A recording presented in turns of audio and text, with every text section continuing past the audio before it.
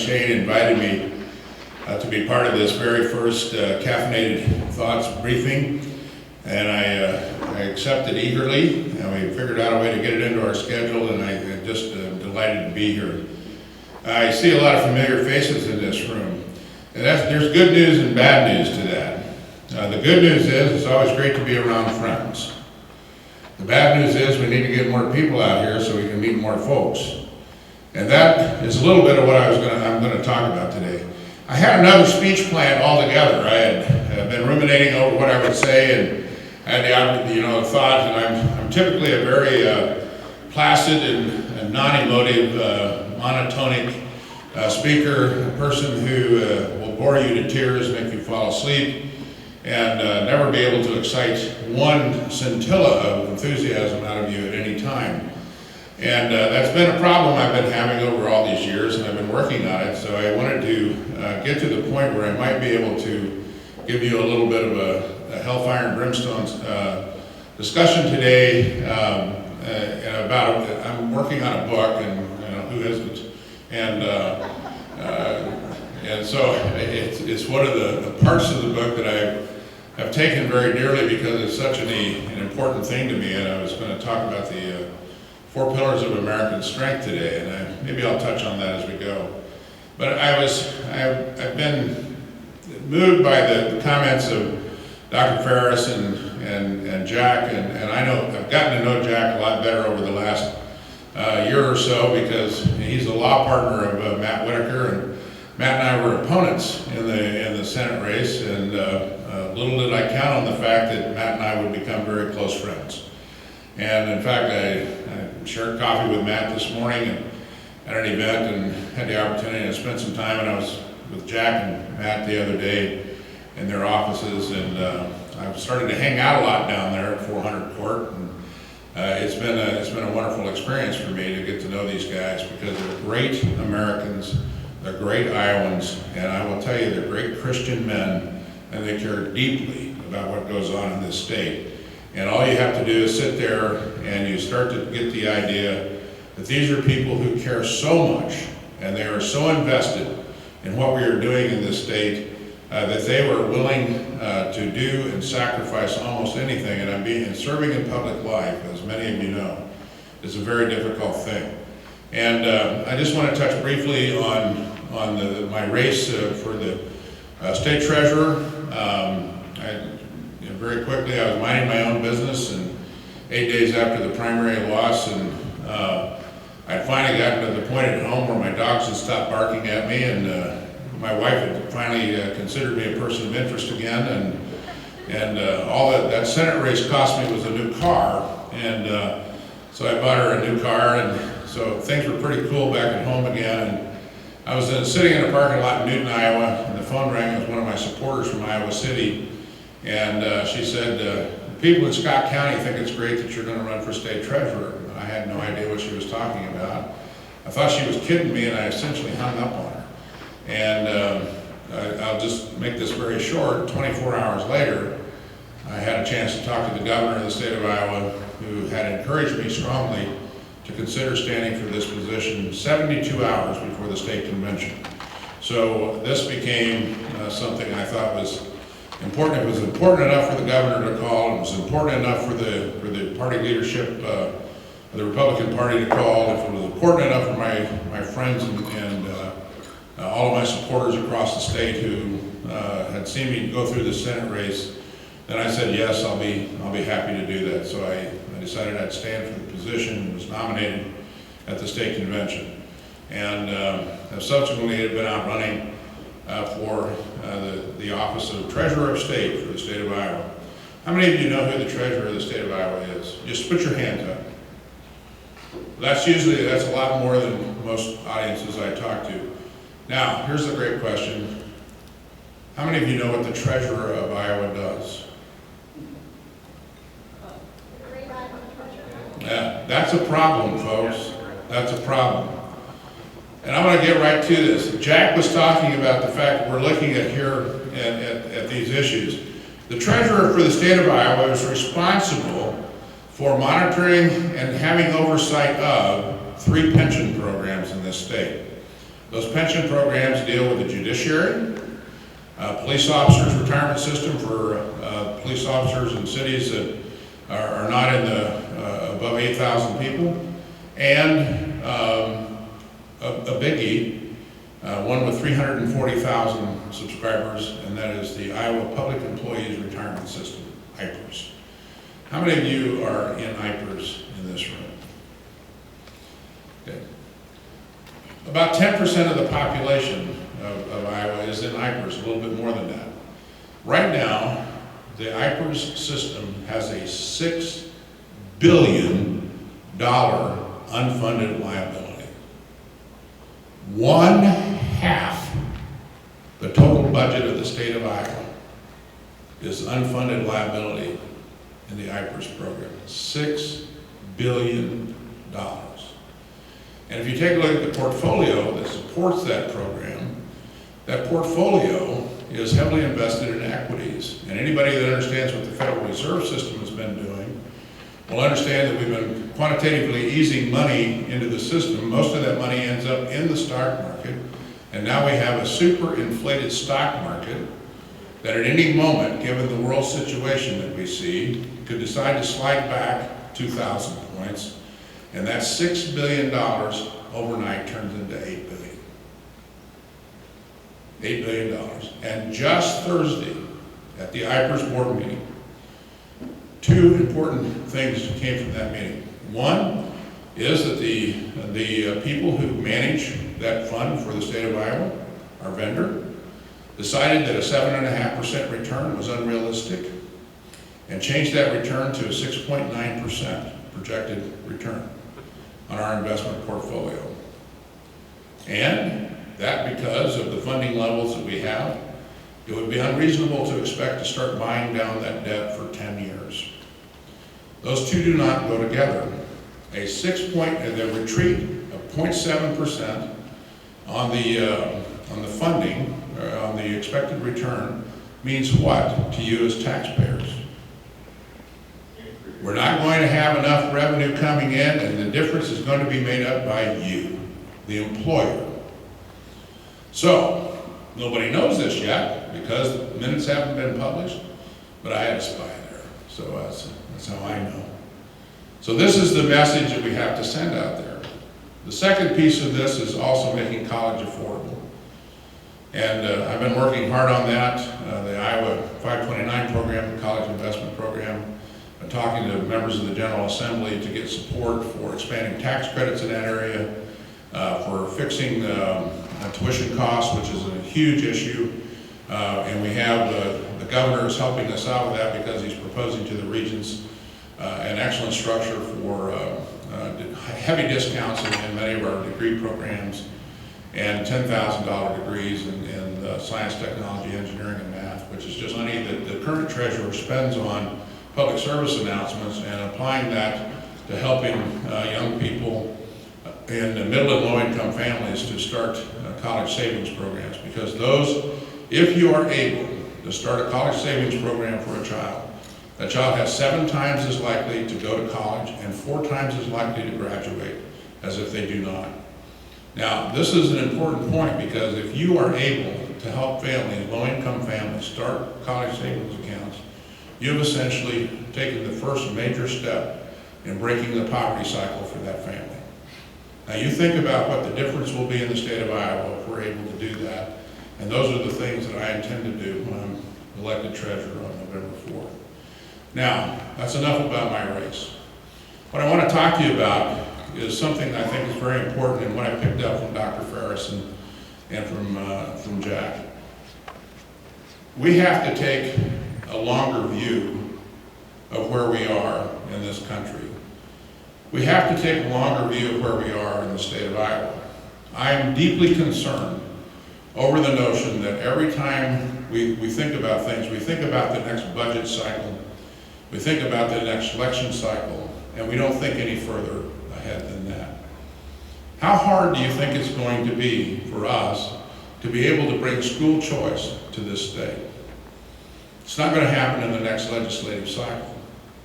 So what do we have to do? We have to go out here and take this cadre of people And we have to go out, and every one of us has to convert one more person. And then that person has to convert another one. And then finally we're able to do what Mike Ferris says we can do. We'll have enough people to have the influence to go out here and start the mechanisms to change the direction of the state of Iowa. This is important to us because we, as a Republican, as a conservative, as a Christian, and as a person who cares deeply about what happens in this state and this country, I am concerned that we are not taking a long enough view. I think we need to be thinking out a generation ahead. We need to be thinking a generation into the future. And what can we do over the next 25 years that will make a difference and change the direction of the country? What can we do? You think about the notion of how many state legislatures are going to require. We're going to have 34 state legislatures decide to have a constitutional convention. That's not possible now. And it's not likely to be possible if we sit here and wring our hands over it and do nothing about it. So what are we going to do? Well, we think maybe we can convert Iowa. Let's get Iowa converted first. Well, if we can convert Iowa, then we can take those soldiers and move them to Wisconsin. And we can move from Wisconsin to Michigan, or we can come back to Minnesota. Or we can go to North Dakota and South Dakota and Nebraska and Kansas and Oklahoma. And then we can go to Arkansas, go to Mississippi, Alabama, Louisiana, Georgia, Florida, North Carolina, South Carolina. We start to come up the coast. We can start this process of finding our allies, but it has to take time. We have to look out, and we have to grow that future.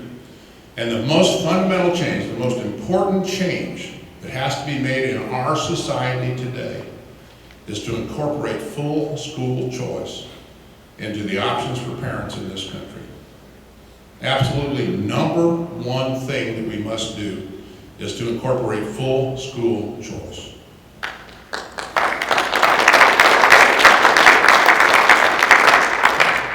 Let me tell you why. Right now, today, you think about the fact that how many charter schools do we have in the state of Iowa? Code says we can have 3. I don't know if we have 3. We have 1. Charter schools and all these things are working in other states, so we need to change the law of the state of Iowa so we can start to have greater choices. We've done great things for homeschooling in this state, but I think we need to do more. I heard a discussion yesterday about education savings accounts. I think it's a marvelous idea because what it does is allows people then to have the money to go out and do the things that they can homeschool, or they can go to private schools, or they can go to public schools, wherever they think they need to go. But until we have full school choice in this state, we're not going to be able to influence the curriculum in each school, and we're not going to be influence the fact or start to deconstruct the indoctrination that's going on in our schools and get back to education in our schools. And I want to tell you why I know this. I'm a college professor. I deal with 18 to 21-year-old kids all the time. They come into my classroom and I'm teaching them now. And I cannot tell you how incredibly dead the knowledge of this country is among our college kids. I cannot tell you how absolutely vacuous that knowledge is. I give a civics test to my kids every class. It doesn't matter if I'm teaching statistics, economics, or business. And that civics test takes the form of one thing. I give them a map, and I said, okay, identify all the countries on there you can. Map the world. Or I give them a 40-question test, really hard questions. Who's the President of the United States? Who's the Vice President of the United States? How many justices are on the Supreme Court? How many branches of government are there? Who's your elected representative? Who are the senators from your state? The average score on a test of 40 questions, that fundamentally simple, the average score is 6. 6. Now, these are kids that come from good schools. These are kids that come from great families. These are kids that are paying, $25,000 a year for a college education. and yet they have absolutely no idea how this government is run and who's running it. This is wrong and it has to change. And the only way that can change is if we give more authority to parents in the development of curriculum and more authority to parents in where their kids go to school. I would like to see in the state of Iowa legislation that allows us to take the money that is appropriated for each child's education, turn that into a check, and physically go out and pin that check to the sweater of the kid, and then that kid ends up wherever that is, that check goes with that kid, and that's where that money is spent. Now, if that means you go to Siouxland Community Christian School, that's where the money goes. That means if you homeschool, that means you get to keep that, your tax dollars. If it means going to the Sioux City School, public schools, then that's where it goes. If it means going to Heelan High School, that's where it goes. Because when the money follows the kid, we have competition. And schools will start to improve, and we'll start to get more attention paid to many of the things that go on. But what it really enforces is individual liberty. It enforces the traditional nuclear family. It allows you to exercise the primacy of faith. And it allows you to associate in voluntary community, which are the 4 pillars of American strength. One of the greatest things that I worry about in this country is the fact that we have lost for 2 generations this battle in public education. And it will take 2 generations to fix it. So we have to take the long view. We have to take the long view. We can't fix Jack's budget problem in one cycle. We can't fix it in a 5-year plan. And think about what happens if we sit here and beat our chest and we win the battle for a federal balanced budget amendment. Think about the impact it will have on the state of Iowa if the federal government has to balance its budget and no longer be able to spend $700 billion extra, of which 1% of that comes to the state of Iowa. Suddenly the state of Iowa is not going to have $7 billion from the federal government. And how are we going to run our state on $7 billion of own source revenue? I guarantee you nobody's thinking about it. Now, one way we can get to that is you want smaller government, you have smaller government. That means you have fewer people working for the state of Iowa. Well, that seems to fix a lot of other things, doesn't it? Relieves pressure on our pension programs. Relieves pressure on some of the benefit issues that we have. It puts more money into the pocket of taxpayers. It makes the state of Iowa more competitive. It makes the state of Iowa more attractive to other people. And then, instead of losing a congressional seat every census, we'll hold our own, or in fact, maybe gain one along the way. In 1971, there were 7 congressional districts in the state of Iowa. Today there are 4. And I project by 2030, we'll be down to 3. And the reason is our population isn't increasing so badly. I mean, we are increasing a little. But other states are increasing more, and people are moving to other states. So we have some structural issues that need to be addressed for the long term. Because for the long term, what we leave our children depends on what we do today or start today in that process. So, such a cheery speech today. I do want to leave you with something I think is very positive. And the one thing that I have seen that's positive, and I've been out campaigning now since June 10th of last year. In fact, I had to find a resource, and I was going through my phone, and I have every text I've received over that time, and it's hundreds and hundreds and hundreds. And I've been out and I've met thousands and thousands of Iowans, and I've traveled almost 80,000 miles in my truck in the state of Iowa in the last 14 months, 15 months. I want to tell you, I'm an optimistic man by nature, and I'm very optimistic after what I see. Because what I have found out there is I found people that really, really care about this state. They really, really care about this country.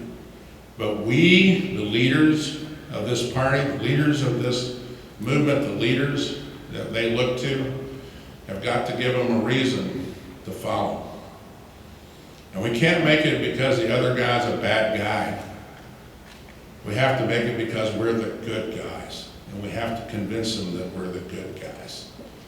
And that we have the best ideas, and that we believe in principle, and we live by our faith, and we practice our faith, and we walk in God's path, and we walk with God's hand on our shoulders. We have got to convince them that we're the positive outcomes, and we can provide those. That's what we have to do. I do a lot of research, and I'm an academic, and I guess I can't avoid that. But I do a lot of research, and one of the things I've been researching, because I was asked a question one time about what was going on in a particular era, and I said, well, let me look at this. And I looked at the first century Christians, and I started to study the first century Christians. And I think the one thing that struck me most was when I looked at the original apostles, and then I looked at the story of Paul, and then I looked at a lot of the first century Christians, and all of those things, and what they went through, and what they sacrificed to carry the word of Jesus to all the lands at the time, was the fact that how many of them died of natural causes? Very few. Most of them sacrificed their very lives for something that they believed in, something new, something fresh, something exciting, the good news. Very few of them died of natural causes. They were willing to sacrifice, they were willing to go out, they were willing to shed their blood for something they believed. I'm not asking you to do that. But what I'm asking you to do is to take on the courage of those first century Christians. Many of you do in so many ways in your community, and I have some dear friends in here that I know exactly what you do, and I know how much time and energy you put into this. But you've got to go find more. You've got to recruit more soldiers. We've got to have more warriors out there. Because the one thing I'll tell you about what's going on right now in the state of Iowa is many of these great people, and thousands of them out there, they're not enough. Because we can't win elections with what we have now. We can't get our people back in churches with what we have now. We can't change our school systems with what we have now. We can't change the direction of the country with what we have now. There needs to be more. So maybe our first task is to go out and recruit. Let's recruit more soldiers. Let's recruit more believers. Let's recruit more people that we can find common ground with. Let's recruit more that will be able to help us do things like changing our education system, changing the direction of the state, taking a longer view, protecting our rights, our individual liberty, the primacy of faith, the traditional family in our communities. Thanks for having me here today. Thanks for